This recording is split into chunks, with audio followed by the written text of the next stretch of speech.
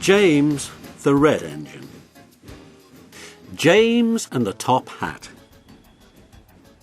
James was a new engine who lived at a station at the other end of the line. He had 2 small wheels in front and 6 driving wheels behind. They weren't as big as Gordon's, and they weren't as small as Thomas's.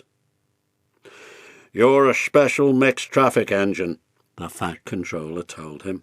"You'll be able to pull coaches or trucks quite easily."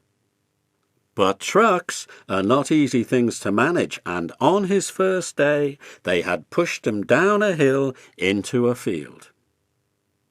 He had been ill after the accident, but now he had new brakes and a shining coat of red paint. "The red paint will cheer you up after your accident," said the Fat Controller kindly. "You are to pull coaches today, and Edward shall help you." They went together to find the coaches. "Be careful with the coaches, James," said Edward. "They don't like being bumped. Trucks are silly and noisy. They need to be bumped and taught to behave. But coaches get cross and will pay you out." They took the coaches to the platform and were both coupled on in front. The Fat Controller, the station master, and some little boys all came to admire James's shining rods and red paint. James was pleased. "I am a really splendid engine," he thought, and suddenly let off steam. Wheesh!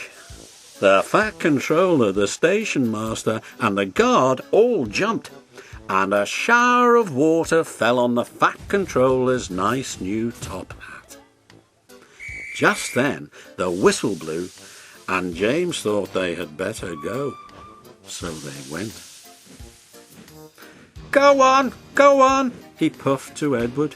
Don't push," puffed Edward, for he did not like starting quickly. Don't go so fast, grumbled the coaches. But James did not listen. He wanted to run away before the Fat Controller could call him back. He didn't even want to stop at the first station. Edward tried hard to stop, but the 2 coaches in front were beyond the platform before they stopped, and they had to go back to let the passengers get out.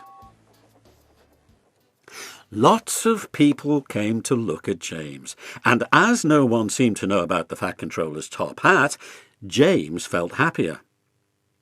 Presently they came to the junction where Thomas was waiting with his 2 coaches. "Hello, James," said Thomas kindly. "Feeling better? That's right."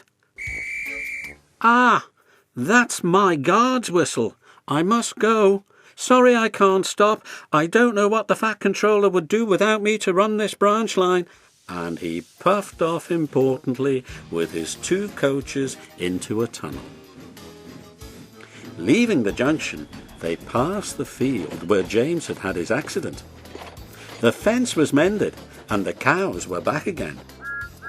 James whistled, but they paid no attention. They clattered through Edward's station yard and started to climb the hill beyond. It's ever so steep, puffed James. I've done it before, puffed Edward. It's steep, but we'll do it. The 2 engines puffed together as they pulled the train up the long hill. They both rested at the next station. Edward told James how Gordon had stuck on the hill, and he had had to push him up. James laughed so much that he got hiccoughs and surprised an old lady in a black bonnet. She dropped all her parcels, and 3 porters, the station master and the guard, had to run after her picking them up. James was quiet in the shed that night. He had enjoyed his day, but he was a little afraid of what the Fat Controller would say about the top hat.